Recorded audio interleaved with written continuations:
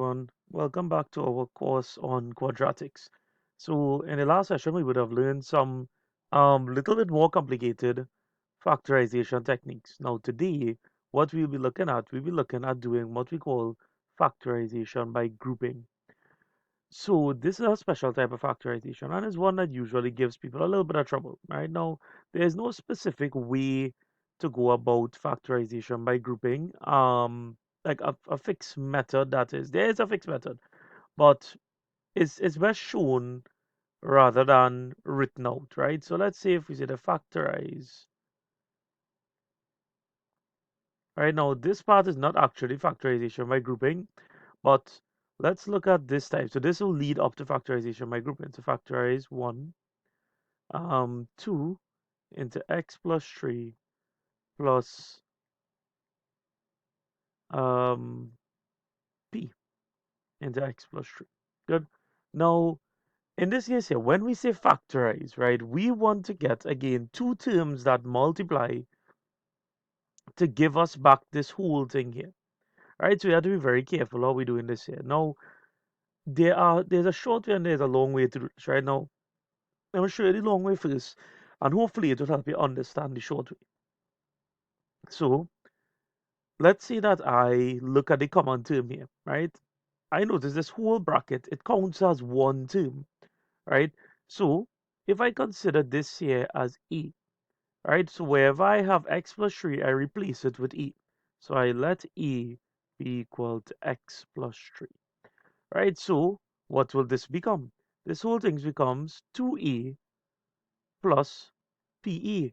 But and I know from regular factorization that if I have a common term, I could simply take that common term outside the brackets and divide these two terms by that. So what I'll get is A by 2A divided by A is 2 plus P divided by A is P. But A is x plus 3. So what this becomes is x plus 3 into 2 plus P. Now if I skip out these steps here, I could jump straight from here to here. Right? And I'm going to show you how easy it is. Right? So once you have identical terms in brackets across our addition or subtraction sign, check out we can do this here. So 4 into y minus 3 minus y into y minus 3. Right? So look at the common term. Right? So imagine that we are just taking out the common terms. Right? So the common term is y minus 3. Yeah? So you take out our common brackets. Now what remains inside the brackets, in the overall brackets then, right? So let us say that we had some brackets outside here. If I take out these two common terms, what I have remaining is 4 minus y. And this is multiplication. So we have factorized this. How did we factorize it? Remember, factorization is finding two or more terms that multiply to give you the original term. If you multiply this first bracket by the terms in the second bracket, you will end up with this here. 4 by y, sorry, y by 4 minus y is, sorry, yeah, 4 by y minus 3 is this, and minus y by y minus 3 is this term. Yeah, so that's how easy it is. So imagine that, let's go with 8 into 6 minus x plus um, w into 6 minus x. Good. So let's see what we're doing with this here. Imagine that you have a big brackets outside here, right? So we take the common term out of the big bracket. So this is a common term here. So you withdraw that 6 minus x from both of them. So you have 6 minus x outside here. And what you are left with in the main brackets is 8 and w. And that's it. So this is how we factorize these types of terms here. Now, as I say, this is going to lead up to factorization by grouping. But let's do two more of these here for all you. So all you can see it. Now, as I said, there are different techniques in the way to watch this. You can do this in the long way. I am just doing this to help us get up to quadratics, right? And the important parts of quadratics. So this should be sufficient, right? And of course, this is just for someone to be able to teach themselves quadratics, right? So we mightn't stick to the to the core fundamentals, but the problem solving techniques are here. So let's go again. Let's go with x into x minus 4 minus 3 into x minus 4. So imagine that you have a big brackets outside here. You take out the common term outside of the big brackets. So x minus 4. And what do you have remaining inside the big brackets? You have x and minus 3. That's how easy this is. One more. All right, let's go with 7 into p squared minus q minus 4m into p squared minus q. So it don't have to be as simple as these here, right? It can be like this. But again, look, you have p squared minus q here. So if I take out my p squared minus q, my common term out of the brackets, right? So basically I copy these two things and I paste it outside, right? What I have remaining inside the brackets is 7 and minus 4m. So 7 minus 4m, yeah? And now these are things that are going to help us in this next section called factorization by grouping. Now we may be on factorization by grouping for at least another session, maybe, I'm not sure as yet, right? Depending on how much we get through it here. So let's say, for example, now I told you to factorize 1 ax plus bx plus ay plus by. Right now, this is where things get a little bit, slightly more challenging, but it really not too hard. Right? So, how do we do this? So, none of these four terms, one, two, three, four, none of them have exactly the same terms in them, all four of them put together. So these two have A in common, these two have B in common, these two have X in common, these two have Y in common, but all four of them don't have one term in common, right? So what we do is we pair them off. So this is what we call factorization by grouping. We group them together. So I like to say factorize the pairs or pairwise factorization. So look at this here. These first two terms, right? Look at them by themselves. I could withdraw x out of both of them. Ax divided by x is a, plus b divided by x is b, plus, now from these two terms now, ay, I can factor, but it has y in both of them, so I can factor y out of both of them. Ay divided by y is a, plus by divided by y is b.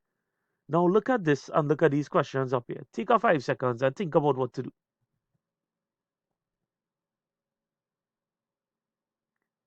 Right? So look at what we have here. And this is a case of one of these that we had up here, where we have a common term in brackets, a common binomial in brackets. So what I can do, imagine that I have a bigger set of brackets outside here. I pull out that common term, which is a plus b, and what you are left with is what is outside the brackets, x plus y. Now, there are, people who teach in maths and are going and freak out and be like, well, oh, it's not about pulling out, and you are correct. It is not pulling out. What we do here is technically, not technically, literally, we see the common term is a plus b, right? So check what the actual process is. From this step, what we do is we know that when we factorize the common term, we divide both inner terms by the outer term. So you get x into a plus b over a plus b plus y into a plus b over a plus b. The a plus b's cancel off, leaving you with a plus b by this will cancel with this to leave you with just x. This will cancel with this to just leave you with plus y. Yeah. So this is the full process here. And if you want to look at it like that, it would be remiss of me as a teacher to not show you all what it actually is, rather than showing only just the short technique alone. Yeah. So this is what we are actually doing all the way up here, right? This is just an alternative way to do it as well, right? So I just wanted to show all of that, so so you could see the proper methodology, right? And you can feel free to go over that example by yourself as you're doing these questions, right? Second question. So number two, let's say that we have, now you have to be very careful with negatives. So let's say that we have 2ax minus 6ay plus bx minus 3by, right? This is a b here, plus bx. Good. So again, we look to see what are the common terms in the pairs, right? So look in these first two terms, is there a common term? We notice that we have 2a and 2a in common here, and 6 can be divided by 2. So I know that I could divide this first pair by 2a. 2ax divided by 2a is x. Subtract 6ay divided by 2a is 3y. Yeah. Now plus, what could I do here? I notice that I have b only in common with both of them. So plus b into bx divided by b is x minus 3by divided by b is 3y. Yeah, and now what should we have in common again? We have this whole binomial in common with both of them. So you imagine that you have your big brackets outside here. You take your common term out, or what we call factor it out, and when you factor out that common term, you are left with 2a and plus b. So 2a plus b goes inside the brackets here, right? It doesn't have to be a hard process. It's a very, very, very simple and very nice process, right? You just have to be very careful when it comes to numbers with negatives. So let's try another one here. Let's try 4mx minus 4my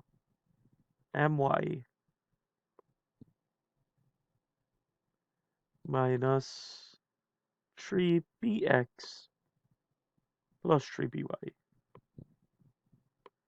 All right. So as I say, be very, very, very careful with negatives. You don't want to mix up the negatives. So let's see what's going on here now. So between these first two, you see that you have 4m in common. So you multiply the brackets by 4m, but whatever you do outside, you have to divide the answer by that to balance it off. So 4mx divided by 4m is x. 4my divided by 4m is minus y. All right. Now here, this is minus 3. You have 3p and 3p in common here, but this is a minus. So let's say we want to work with the minus. So if I take minus 3p now, be very careful with negatives. This is minus 3px divided by minus 3p. Work that on the side if you must. Minus 3px divided by minus 3p. I could cancel or divide. Minus 3p divided by minus 3p is 1. So that just gives me 1x. And positive 3p. Now, this is the tough one here. Well, not tough one, but the one you have to be wary of. 3py divided by minus 3p. A positive divided by a negative is a negative, and 3p divided by 3p is 1. So that will just give us 1y. Right? So be very careful, please, with your negatives. Right? It is the downfall of many people. Right? And now we're doing the multiplication sign here. Again, imagine that you have the big brackets outside here. You take out the two common terms, or you take out the common term x minus y. And what we are left with is 4m divided by x minus y is just 4m minus 3p divided by x minus y is minus 3p. And that's your answer there. Yeah. So this is your factorization by grouping, right? So I will call this the first session, right, on factorization by grouping, because this deserves a whole other session. Probably not an entire session, but you'll get at least another video by itself, because factorization by grouping is a little bit of a challenge, right? So you all will look out for the worksheet on this. So these two things underneath, on some simple ones in grouping, and then in the next video we will get some more complicated questions coming your way.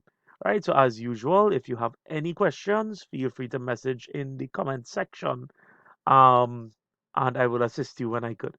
All right, so until the next video, everybody, stay safe and take care.